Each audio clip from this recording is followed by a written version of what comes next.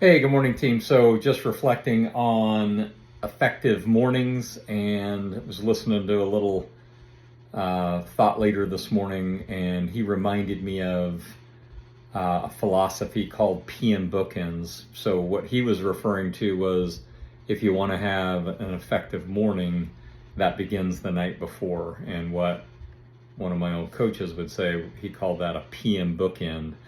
The two things that today's thought leader referenced were having a good plan for the next day. He's got this thing called the big three that he works on, and then the top one of those three. And so, regardless of what you have for a top for tomorrow, the fundamental to me is having a good plan for the day in advance. And then the other thing that he mentioned was sleep and getting a good night's sleep, because that is one of the fundamental things of having a great morning is getting a good night's sleep.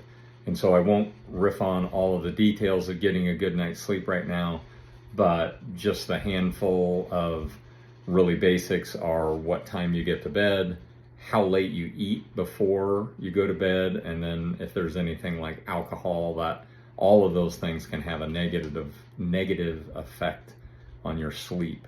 So being really intentional about a quality night's sleep, so imperative. Hope you're having a great day.